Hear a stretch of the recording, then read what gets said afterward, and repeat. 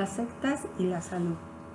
La salud y la curación se encuentran entre los temas más comúnmente propuestos por las sectas, dado que es una cuestión que nos afecta a todos.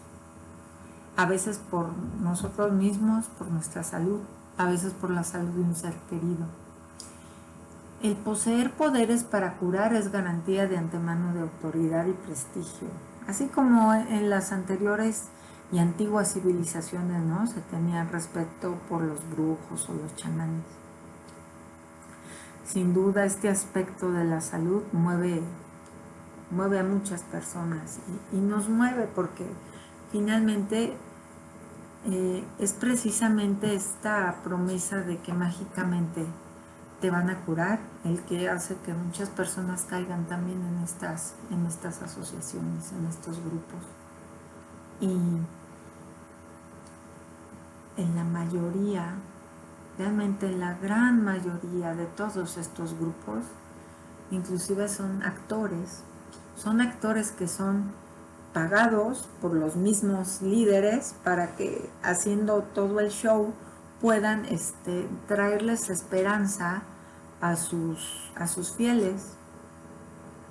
Hay un video también que espero poderles dejar en los links de este video, donde y es un video ya antiguo, pero el líder lo tomaba como un trabajo más y decía, bueno, yo hago bien mi trabajo, yo le doy a la gente lo que quiere, les hablo de Cristo y aquí contrato a mis actores y hacemos como que los cubro y todo y el dinero, dice, todos dejen de hacer lo que están haciendo, hagan lo que yo hago porque este es un trabajo donde hay mucho dinero, ¿no? Y esto, aunque no quiere decir que todos estos grupos, digamos, tengan este tipo de objetivos, pero sí es de donde más fácilmente, ¿no? Se pueden aprovechar este tipo de perfiles de estas personas que son sumamente carismáticas para aprovecharse de las personas, para aprovecharse de las enfermedades de los demás, para hacernos sentir una esperanza y sentir que realmente están entre sus manos, que tienen en sus manos, ¿no? El poder de curar físicamente, ¿no? El cáncer y tantas cosas, ¿no? Que podemos de pronto sufrir como seres humanos. Y es de todas las manipulaciones realmente, es de las más miserables. Y sin embargo eso se da y somos todos muy susceptibles de caer. El punto número 15 dice las sectas y la educación. Y esto es un punto en donde quiero detenerme con sumo cuidado y énfasis. Dice, el adoctrinamiento de los niños juega un papel fundamental en una secta. ¿Por qué? Pues así como sucede en los estados totalitarios, cuanto más maleable sea la personalidad del individuo, vamos a tener mayor influencia para poder ejercerla en él. Es el modo más sencillo, rápido de obtener adeptos. Y aquí pone un dibujo muy, muy significativo para mí. Está una persona platicándole a un papá, ¿no? Y le dice, la educación de los niños aquí se basa totalmente en la aplicación de la Biblia. Y del otro lado se ve a una persona que está con un libro, una Biblia, le está pegando al niño, ¿no? En las pompis. Cualquier tipo de formación que querramos darles a nuestros hijos tiene que pasar por medio de nuestro criterio. Tenemos que ser capaces no solamente nada más de recibir aquello que nos quieran estar imponiendo, sino también ponerlo en contraste, ¿no? Y una de las cosas que a mí me han dejado asombrada y que aunque parezcan que son cosas del siglo pasado, están sucediendo hoy, actualmente, ahorita, aquí en México, y son grupos en donde disciplinan a sus hijos usando pedazos de madera, usando, es que no son varas, es que son palos en donde mandan grabar fragmentos de Biblia y con los cuales golpean a los niños. ¿Qué puede hacer que un ser humano permita, o incluso él mismo, golpee a un hijo con un palo de esa forma? ¿Hasta dónde puede llegar el lavado de cerebro que nos pueden aplicar?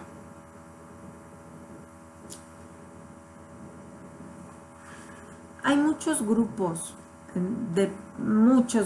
que obviamente tienen como, digamos, centro de su creencia, usan la Biblia. Hay muchas cosas, ¿no?, que los grupos usan, que provienen de la iglesia y que se usan dependiendo el grupo en el que estén. Hay grupos que usan, por ejemplo, la iconografía de la iglesia, usan las imágenes, y en eso inclusive entran creencias como lo son la santería y ese tipo de creencias. Usan también, por ejemplo, velas, algo así como, y las velas es una herencia que la iglesia trae desde los judíos, por eso la tradición es la judeocristiana, y se trae toda esa solemnidad del incienso, las velas, etcétera.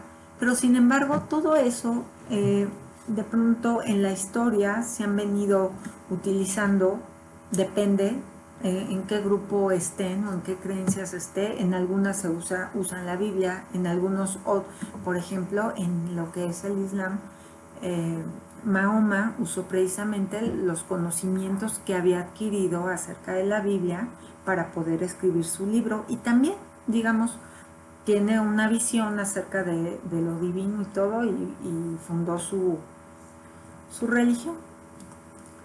El punto aquí, más allá de poder entender estas cosas, es aquello que me están mostrando o están enseñándome que tiene que ser la práctica de mi fe, realmente es bueno, me va a dar un buen fruto en mi familia, le está haciendo bien a mis hijos, o nos está, al contrario, nos está haciendo mal. Porque finalmente, fíjense, inclusive ni siquiera las leyes humanas, que son muy imperfectas, todo lo que es el derecho a nivel mundial, inclusive para poderlo ejercer, pasan por todo un tema de interpretación, en el cual siempre se busca sacar cuál fue la razón o la substancia por la cual esa ley se había promovido, cuál era su objetivo final, ¿no? Y en base a eso, por eso vienen las jurisprudencias y vienen estas interpretaciones que lo que buscan es que precisamente se obtenga el resultado final que buscaba esa ley que se había escrito. Entonces, hay muchísimos pedazos, muchísimos fragmentos de muchos libros, incluidos la Biblia, incluido el Corán, el que ustedes quieran, que tienen que ser realmente leídos con sumo cuidado, y también a través de los conocimientos que hemos ido nosotros avanzando como seres humanos. Y uno de ellos ha sido el darnos cuenta que la violencia realmente así no es como va a generar un buen fruto. Así no. Y menos con esos medios. Y esto no quiere decir que no debamos formar a nuestros hijos. Claro que sí. Y hay veces que hay que ser firmes y tenemos que formarlos. Pero el dejar a un lado los conocimientos y el sentido común para no saber interpretar de una manera correcta, lo único que genera es miles, realmente, no sé, miles, millones, no sé cuántos sean, formas y niveles de poder aplicar un párrafo, y que pueda tener consecuencias muy graves, muy, muy graves. Yo realmente me parece alarmante que al día de hoy, al año 2022 en que estamos viviendo, todavía exista dentro de lo que el mundo, lo que nosotros en nuestra sociedad le llamamos grupos, aunque sean grupos separados, se estén manejando este tipo de técnicas. En cualquier grupo, ya sea dentro de la iglesia, fuera de la iglesia, aunque sea un grupo de trabajo, lo que sea, si estamos viendo que alguna persona, algún líder está actuando de una manera en la que no es totalmente correcto y no está bien, o sea, si tenemos ese sentimiento y es algo que sabemos que está causando un sufrimiento grave, tenemos que decir no. Tenemos que nosotros ser valientes y decir, no, o sea, esto no tiene sentido, no me hace bien, no le está haciendo bien a mi familia, no tengo por qué sujetarme. Y no es que, y no les pueden poner como motivo un libro, porque inclusive ese libro se lee completo, no solamente en fragmentos. Y entonces por eso habría que preguntarse de cuál es la historia. Tenemos que remitirnos a toda la historia, de dónde viene, cuál ha sido, cómo se ha interpretado ese fragmento durante toda la historia, a qué conclusiones se ha llegado, con qué otras partes de ese mismo libro se puede todavía corroborar o se puede llegar a una correcta dimensión, de qué manera es la mejor forma de corregir, de educar. Y si realmente para donde vemos que camina toda esa formación es para formar personas que no tengan criterio propio y que sean totalmente, fíjense, que estén sometidas a un grupo, ya de antemano, y dependientes de un grupo, ya de antemano, eso es una señal de alarma. Porque todo lo que lo que nos va a ayudar acerca de conocer de Dios, nos puede hacer más libres en el sentido de no tener esa dependencia, no dependemos de un líder.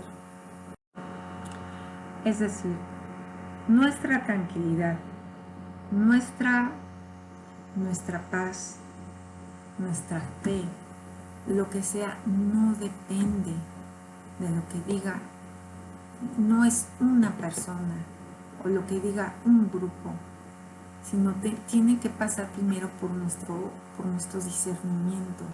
Tenemos que ser capaces de decir, no, esto no me conviene, esto no es así. Aunque nos duela, aunque perdamos amistades, aunque perdamos dinero, aunque ahí ya tengamos hecho nuestro trabajo. Ha habido mucha gente, muchas personas que después de tiempo de haber estado en grupos así, cuando caen en cuenta, prefieren perderlo todo que seguir engañándose, porque de cierta forma también es faltar al principio propio, al estar uno consciente que eso no es correcto, no es del todo verdad, y seguir ahí es un infierno. La parte, ya casi estamos al final, dice las sectas y las libertades democráticas. El comportamiento de los grupos de captación no siempre es el mismo. Los hay quienes emplean violencia como medio para ejercer la subversión. Otros se infiltran de manera silenciosa en altas esferas de poder. Bueno, sí, aquí están hablando ya de que también las sectas se infiltran. Y sí, esto no es ninguna noticia, no es nada nuevo. Siempre han existido grupos que hay grupos que son ocultos, grupos que son, digamos, están a todo destapados, digamos, no están tan ocultos, quizás ocultan a veces los ejercicios que tienen, los comportamientos que tienen, la formación que dan. No está tan abierto al público, pero no están tan ocultos. Y hay otros que sí, por ejemplo, el grupo de la francmasonería, son sociedades ocultas, tienen demasiado, ¿cómo se dice? No es prudencia, sino tienen bastante sigilo en mantener oculto la gente que está metida en esos grupos, etcétera, ¿no? Entonces, en este punto nos están hablando que, bueno, que efectivamente hay algunas que se infiltran en algunas esferas de poder, dependiendo qué es lo que estén buscando, y algunas son abiertas, algunas reclutan con violencia, que ahí podemos poner como ejemplo a los maras salvatruchas, podemos poner como ejemplo también a las FARC en Colombia, que son guerrillas, y de pronto tienen obviamente la sinergia, toda la organización alrededor de esos grupos es de sectas, y captan a los jóvenes desde muy pequeños y les van sembrando esa lealtad, ¿no? a aquellas metas del grupo. Viene el siguiente punto, dice, el poder de las sectas. Hablar del poder de las sectas entraña un doble peligro que se debe de evitar. Una es la sobreestimación, esto es, ver sectas en todas partes, y la otra es la subestimación, puesto que ciertos movimientos poseen importantes recursos y un desarrollo realmente inquietante que no se aprecian a simple vista. Así es. Y este es un punto muy importante. Yo creo que por eso también como sociedad de pronto caemos en una apatía en donde realmente, pues, como no es un asunto que nos interese de cajón, ni creamos vernos involucrados, pues por un lado puede ser que ni nos importe, lo subestimamos o pensamos que secta, que es lo más común, pensamos que sectas nada más se refiere a la gente que va y ahí que son grupos como de satánicos y eso. No, abramos los ojos, despertemos. Las sectas realmente se pueden dar en cualquier grupo, en cualquier lugar donde existan varias personas y tengan ya una relación, algún tipo de asociación con algún fin. Se puede dar un comportamiento sectario, sobre todo cuando ya, y esto vamos, es de cajón, cuando se encuentra un líder carismático, manipulador, de estos narcisistas, de los cuales vamos a platicar después en otro video. Pero es muy importante que lo tengamos en cuenta. Existen obviamente organizaciones en donde, alertados acerca de estos perfiles y de experiencias y de que ya se sabe un poco más, tienen ya determinados filtros para evitar que se formen este tipo de células y que la relación que se dan en esos grupos se genere un sistema de secta o sectario. Pero hay otros, que son la gran mayoría, donde no existe ningún control, ningún observador, nadie cuida, nadie se entera. Y esos grupos pueden llegar a ser muy, muy grandes y juntar a muchas personas con este perfil. Y cuando se juntan muchos de ellos con el mismo objetivo, realmente podemos hablar de sectas que son muy controladoras. Entonces, no podemos caer también en la total inocencia, pecar de inocentes, en donde realmente ni nos interese, no nos importe, finalmente nos parezca una realidad muy lejana a nosotros y que pensemos que no sé, que es una cosa de la televisión, qué sé yo. Y tampoco tenemos que caer en el error de en todos lados ver sectas, ¿no?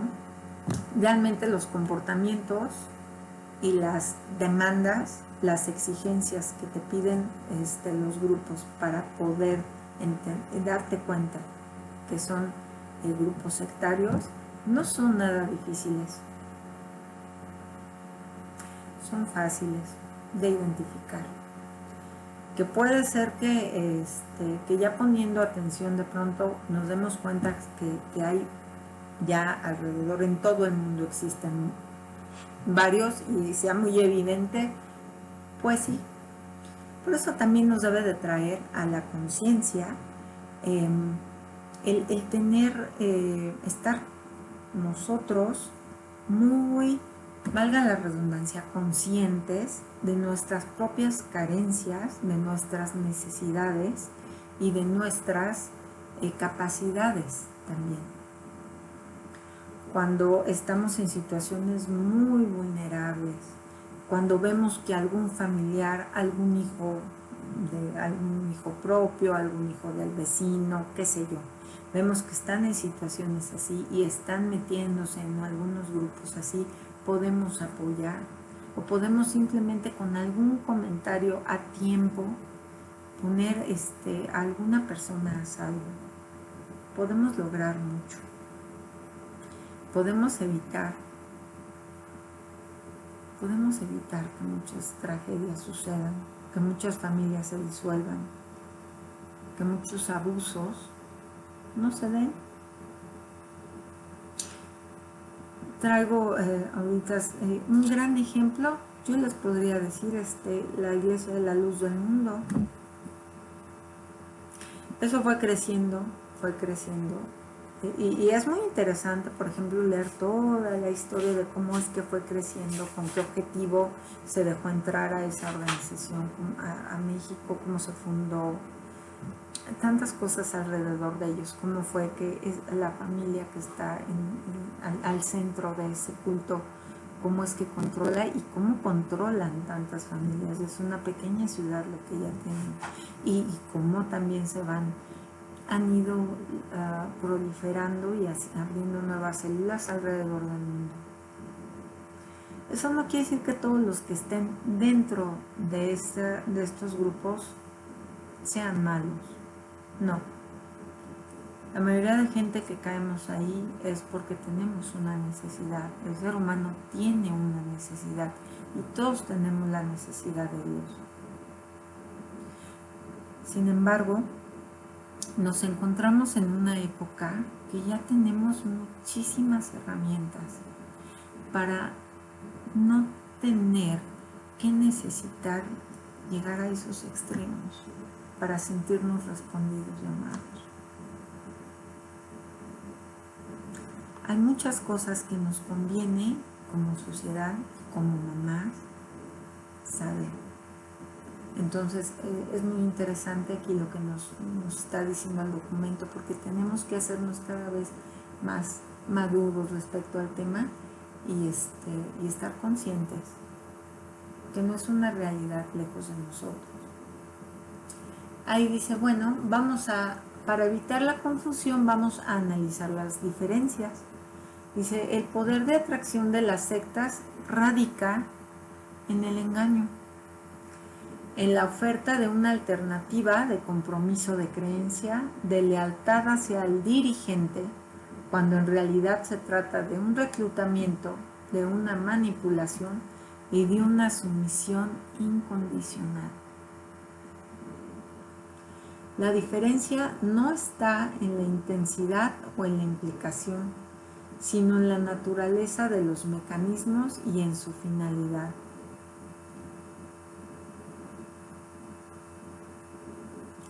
Para evitar la confusión, revisemos estas diferencias. Tenemos que tener en cuenta que existen mucha diferencia entre una secta y una religión. Y de las religiones de pronto se dan también grupos donde hay manipulaciones sectarias, de publicidad. Debe entonces entenderse correctamente el significado, ¿no? De a qué le llaman la lealtad.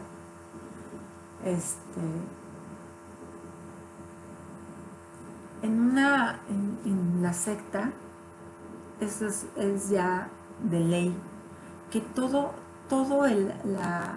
la dinámica, es la palabra que estaba buscando, la dinámica del culto o de la reunión siempre gira alrededor del carisma del líder.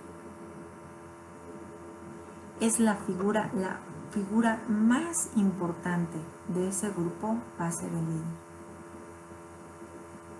No existe una libertad per se.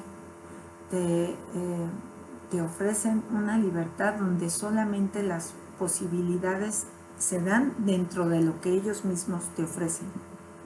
Y punto.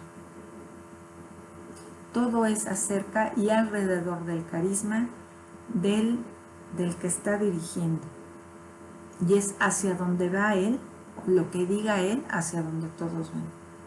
Es como una congregación que sigue y acata y le es leal. No es tanto ya a la creencia, sino al líder en sí y al carisma que tiene. Porque pues sí, y por eso es que terminan haciendo lo que se tenga que hacer. Ya no es realmente la creencia. Bien podría estarles hablando en un momento de Cristo y al otro día les habla de de los chocolates extraterrestres, pero por el carisma del líder, eso es lo que la gente sigue, porque les está vendiendo claridad y certeza, les está dando una dirección, y eso es lo que mucha gente busca. Es donde, por ejemplo, les voy a poner el ejemplo de la persona que dice: es que yo no sé, estoy en una situación muy confusa, no sé si dejar a mi esposo o quedarme con él, o no sé si comprar esta casa o no. Todas esas confusiones que de pronto cualquier ser humano puede verse enfrentado, estos líderes ni siquiera pestañean. O sea, ellos llegan y te dicen: yo le tengo la solución, yo le tengo la respuesta, mire, pare de sufrir, ahorita mismo yo le digo, compra la casa, y para más seguridad, mira, aquí se la pone a nombre de no sé quién. Tienen la respuesta, no necesita ser la correcta, pero tienen toda la certeza de contestarte, y entonces sentimos que ya el peso de nuestra responsabilidad, de nuestras decisiones, no es totalmente nuestro. Entonces ya como que reposa en el otro. Entonces decimos: ay, qué padre, ya no tengo ni qué pensar ni nada. Aquí me dicen de qué color me tengo que vestir hoy. Eso es una secta. ¿Cómo salir de una secta? Bueno, miren, aquí mismo lo dice: salir de una secta, una vez dentro, es difícil. Sobre todo porque fuera del universo artificial que crearon en la misma secta, no existe nada, porque ya te quitaron todo. O sea, sin darte cuenta, después de un tiempo, realmente ahí tenías todo, ya se habían hecho tu familia. Y hay veces que incluso ya tu propia familia está súper metida en eso, ¿sabes? ¿Cómo ayudar? Bueno, la regla de oro es intervenir rápidamente. Bueno, en principio yo diría que la regla de oro es la capacitación. Tenemos que estudiar. Es más, yo diría, ustedes deseen ser lo que cada quien desee ser, hay que estudiar primero. ¿Qué es lo que quiero ser? No, pues yo quiero ser chimuncuya, o no sé, cualquier cosa que deseen profesar en su vida, hasta para ser ateo, pónganse a estudiar. O sea, sería prepararnos para entonces entender qué razones tenemos de la fe que vamos a decidir tener. Tenemos primero que profundizar de lo que sabemos hasta el momento. Aquí dice, bueno, primero es intervenir rápidamente con el fin de evitar el largo proceso de reclutamiento, que en la mayoría de los casos es irreversible. A sabiendas que lo que se hace, habiéndose informado correctamente del grupo, y que en muchas ocasiones es irreversible, ¿no? Difícilmente reversible, a sabiendas de lo que se hace, habiéndose informado correctamente del grupo. La prevención. Dice, el reclutamiento es difícilmente reversible y deja huellas durante muchos años. Por lo tanto, hay que potencializar la prevención. Dice, bueno, vamos a ver las diferencias entre un compromiso, por ejemplo, en un partido político, y lo que es un reclutamiento en una secta. Compromiso te dicen, bueno, hay riesgos que son conscientemente aceptados, hay manera de deslindarte, o sea, reversibilidad, o sea, pues un día puedes decir, pues ya no recluto en este partido político y te vas. Solo hay una parte de dedicación, no es una cosa que te esté demandando todo tu día, todo tu tiempo, ni nada, o sea, te pide una parte de tu tiempo. Hay una elección de valores, o sea, tú eres también quien realmente pones en tela de juicio aquellos valores que te están proponiendo y decides si los sigues o no. Y los objetivos propuestos sí son reales, se basan en aspectos que sí son alcanzables y reales. Y en el caso que aquí le ponen el nombre de reclutamiento, que se refiere a cuando una secta busca meterte a ella, son que hay obligaciones que están enmascaradas, que no te las van a decir. No te las van a decir, pero vienen allí y poco a poco te las van a ir haciendo saber. Hay bastantes dificultades para salir, o hay castigos, o ya hay desprecios, hay coacciones, o sea, si tú haces eso, entonces te hacemos esto. Si tú no vas, entonces no te vamos a dar esto. Si tenemos el control de algún dinero del cual tú vivas, o de tu transporte, qué sé yo, entonces ya no te lo doy si no vas. Eso es coacción, eso hacen las sectas. En la secta también invade todos los momentos de la vida, o si no la mayoría. Hay un completo y martilleo de la doctrina todo el tiempo, y todo está vinculado a la doctrina que se busca, que te quieren, que quieren hacer que pienses, todo el tiempo. Objetivos enmascarados, obviamente, el objetivo enmascarado es el que nunca te van a dejar ver, pero lo que buscan es explotarte y tener un control sobre ti. Buscan controlarte. Entre el rechazo de lo inaceptable, fíjense qué interesante. Y fíjense que todo esto en otros videos lo voy a profundizar más, porque la mayoría de los grandes líderes de sectas son psicópatas integrados, en el cual uno de los rasgos característicos es el narcisismo perverso. No obstante, muchas de las sectas son lideradas por narcisistas que no necesariamente son sociópatas integrados, pero sí son narcisistas. Entonces son perfiles sumamente identificables.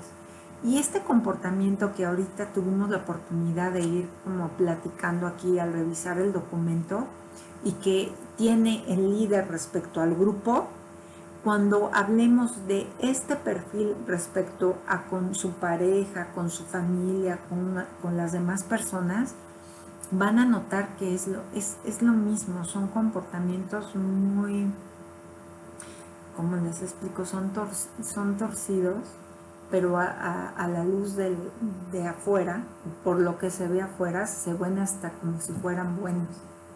Pero realmente es toda una dinámica para desquiciar,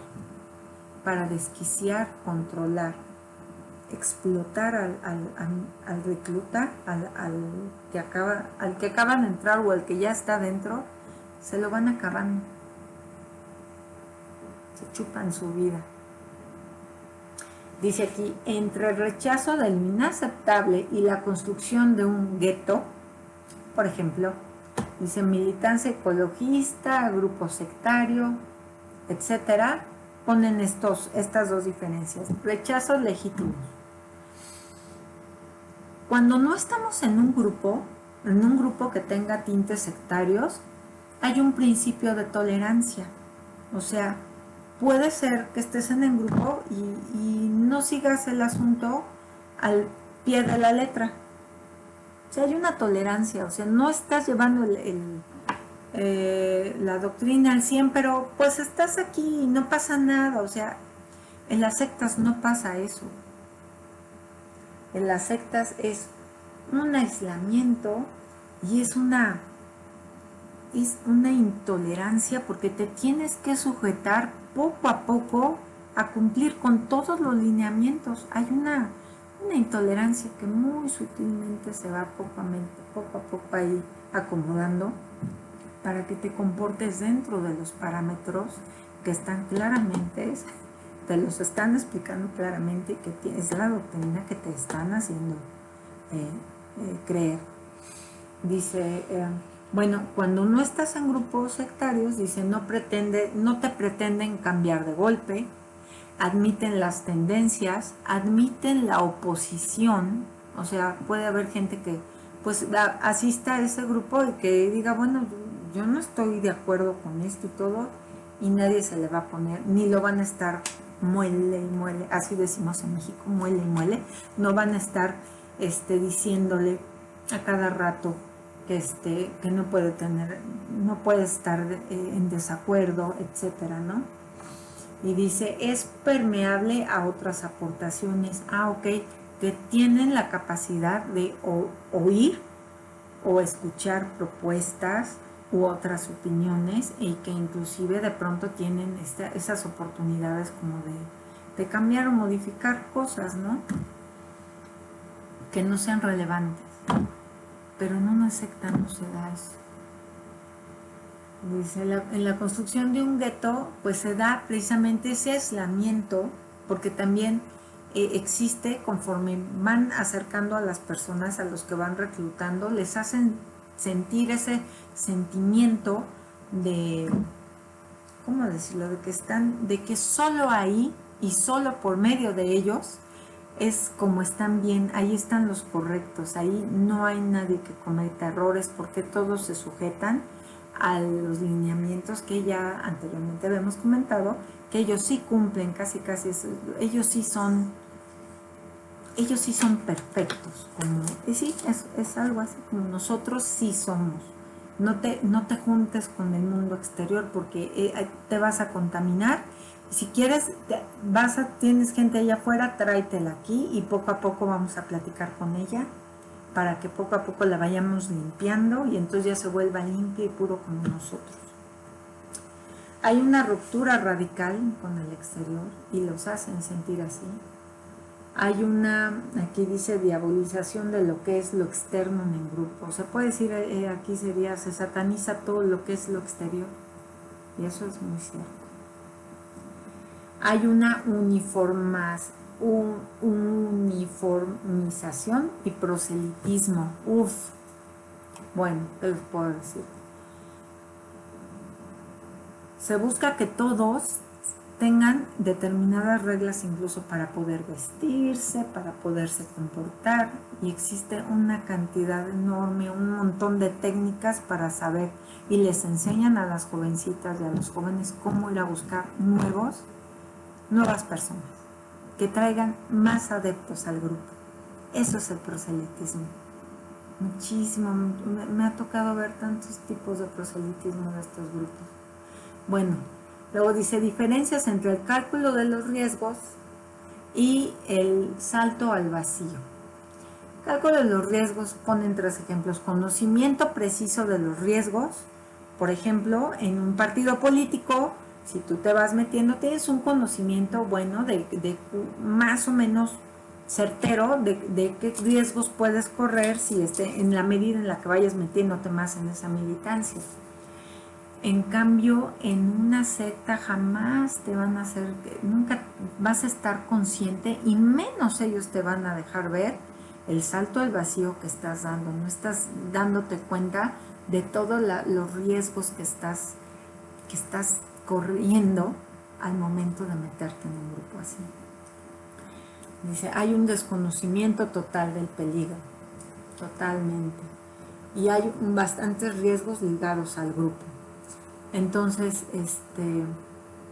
también me ponen aquí como ejemplo riesgos ligados al mundo, ¿no? Aquí,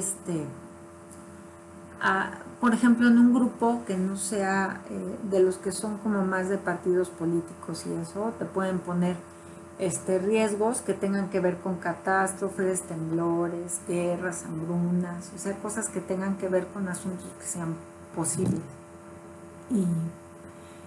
y reales, o sea, que son reales. Bueno, las sectas obviamente te van a hablar, los riesgos son ligados a las creencias del grupo, ¿no? O sea, si tú te sales, pues no sé, te vas a ir al infierno. O sea, hay muchísimas cosas de las que, dependiendo de las sectas, te pueden, con los que te coaccionan. Y realmente ya es tanto, está la persona tan indefensa, está tan, quedan las personas tan ligadas a sus grupos y a sus líderes, que realmente sienten que si los dejan, pues se van a ir al infierno, no sé, si van a perder, ya no son salvos, bueno, muchas cosas, ¿no?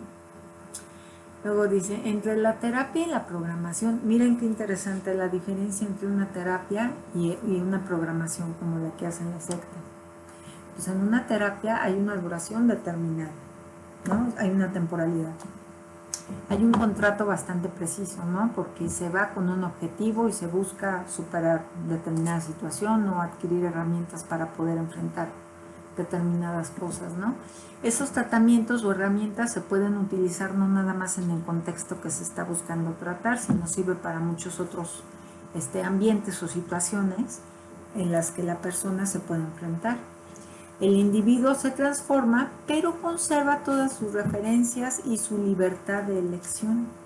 Eso es muy bonito, la terapia es preciosa, porque lo que hace es que enriquece, ¿no? Todas las herramientas que tenemos como humanos para poder precisamente resolver y entender, ¿no? El mundo.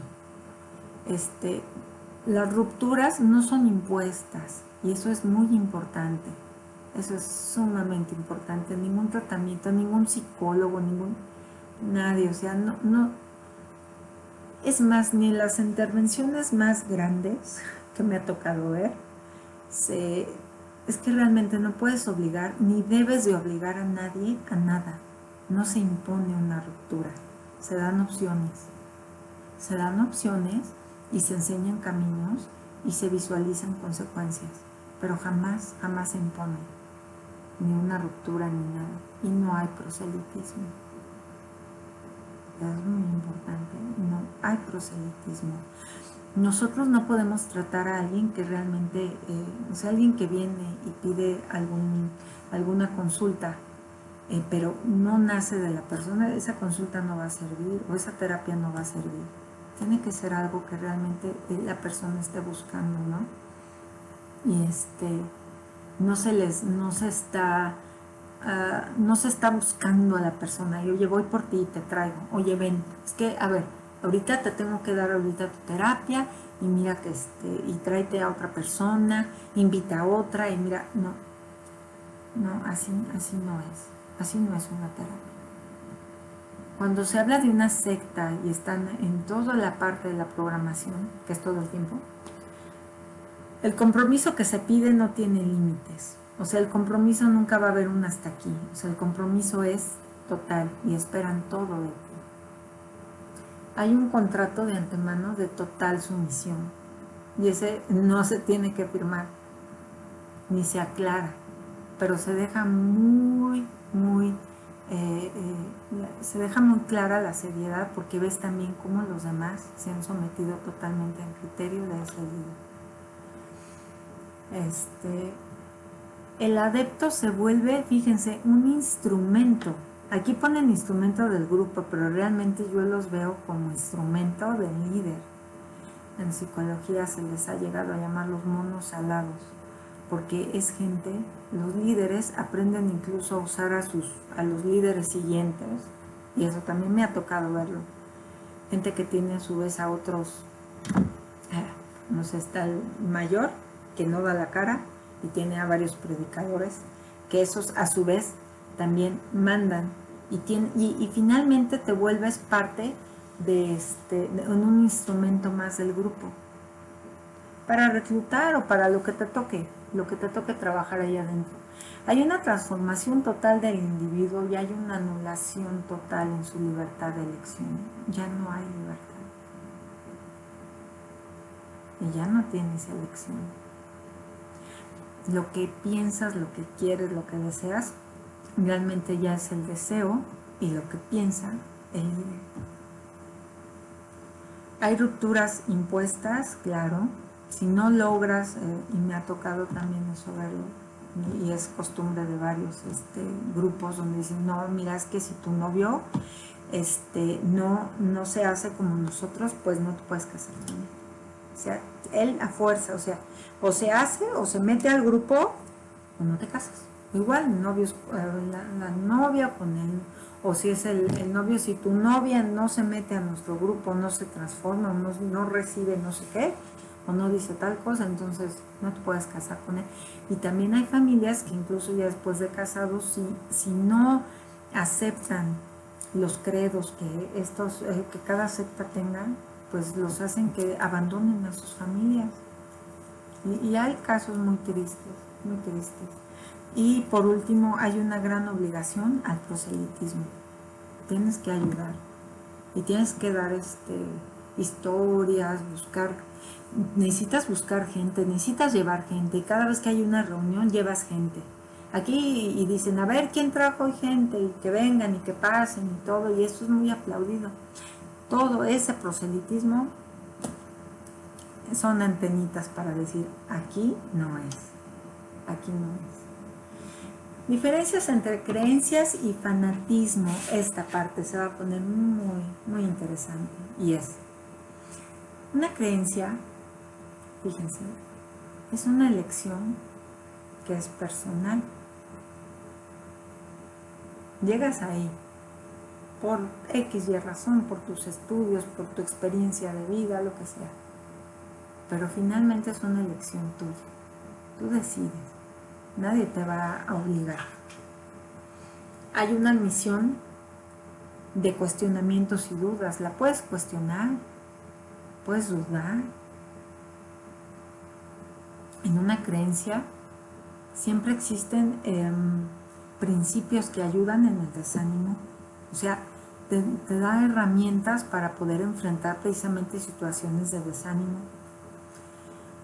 Hay unos comportamientos que son imitados por una moral universal, ¿no? Entendida universalmente, y uno lo puede ver y decir, bueno, entiendo que estas virtudes, esta moral de esta creencia que yo tengo, bueno, obedecen también a un sentido común universal, ¿no? También existe una tolerancia a las demás creencias. Eso no quiere decir que ya entonces vas a creer en todas, no.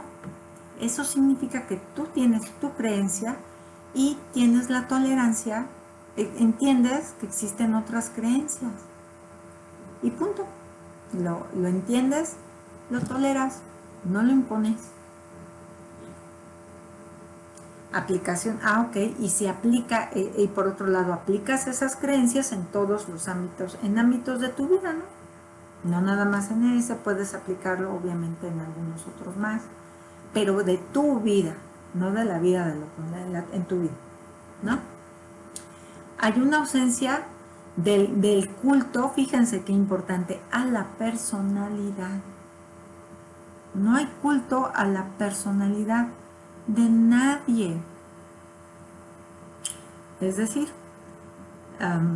no es el centro del worship, o sea, del culto, no es la personalidad del que está hablando en medio, no es su carisma, no es fulanito de tal, no es Juanito Pérez a quien se le está dando el culto, ni alrededor de quien gira todo el culto, o de lo bonito que habla, o es que sí me hace sentir que mi corazón y todo, es que con me encanta venir porque habla bien padre y mi emoción, y entonces sentí que lloraba y todo, entonces no, eso así, en una creencia no hay eso, no hay eso.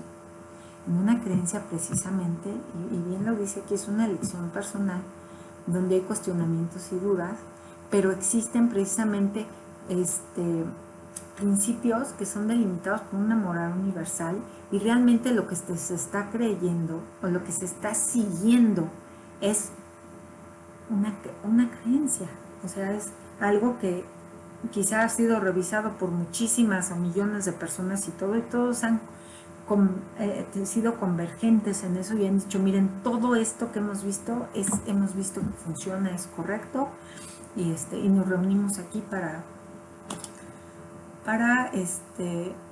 reafianzar nuestros principios, ¿no? No te obligamos, aquí no hay cuota, digamos, de que tengas que estar ni llevando gente, ni estar haciendo proselitismo, ni de estarle haciendo culto a una persona, a una personalidad. Y fíjense qué distinto llega a pasar cuando empieza a haber el fanatismo. Y eso se puede dar en cualquier creencia, el fanatismo, porque estos personajes se meten a cualquier grupo. Bueno, el fanatismo es que en ese grupo, en ese grupito nada más, en ese pedacito o en ese grupito, tienen todas las verdades absolutas, de forma tal que rechazan cualquier tipo de cuestionamiento y duda. O sea, no hay ningún lugar para cuestionar ni dudar. Es así y se acabó. Hay una sanción, si tú te desanimas, hay una sanción. No es que te vayan a echar porras de que, oye, mira, no te desanimes de estar viniendo y todo, no. O sea, si tú dejas de venir o dejas de estar aquí, o sea, hay una sanción, hay un castigo.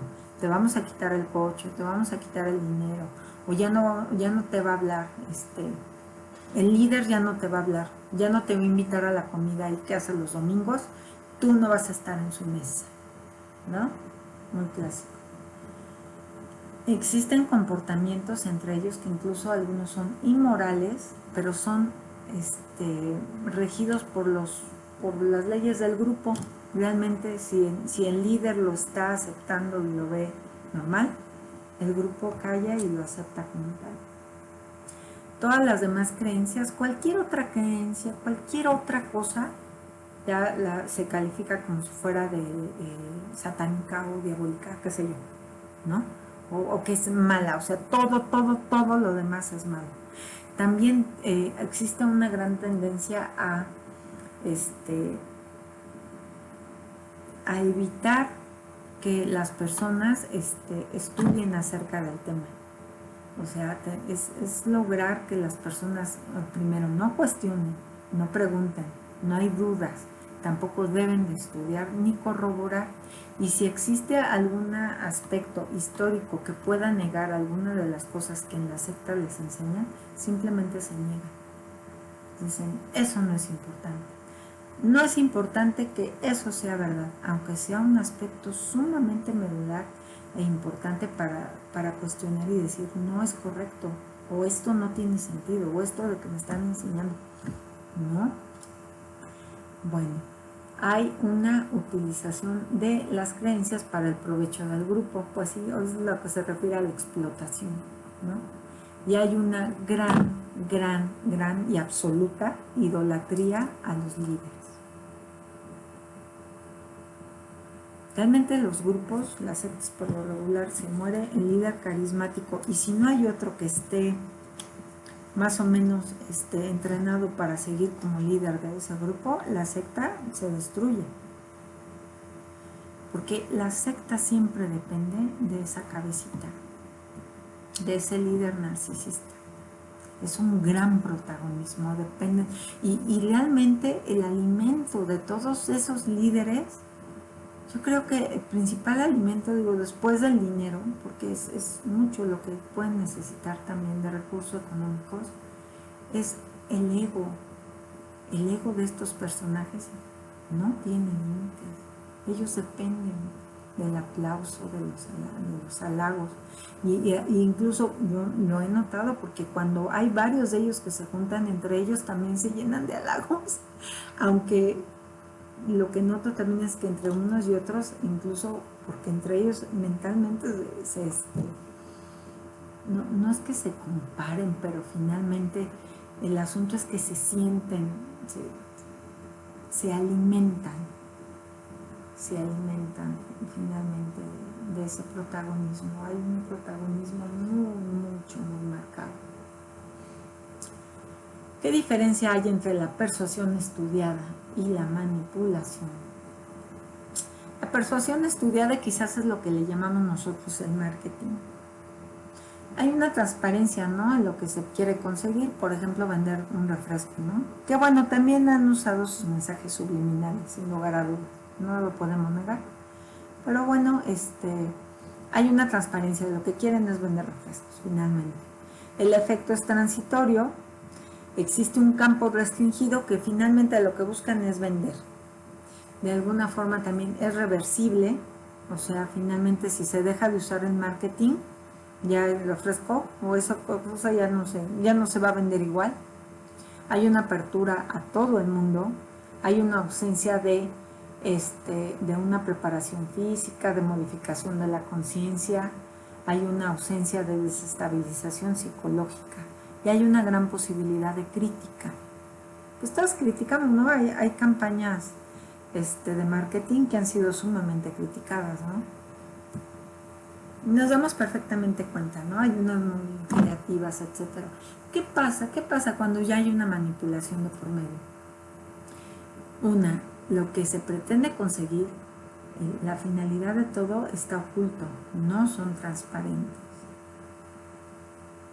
Existe un efecto constante en el grupo, no es transitorio, es un efecto que poco a poco va amedrentando la vida de sus adeptos y va poco a poco comiéndose el horario, la vida de todos, en todo momento. Hay una influencia global en la vida, total, es irreversible. Existe un aislamiento del mundo para poder tener a la persona dentro, solamente conviviendo con las personas que el líder quiere que convivan. Hay una preparación física con antelación. Hay una modificación de la conciencia que se busca en el adepto y una desestabilización psicológica. Y no puede haber posibilidad de crítica.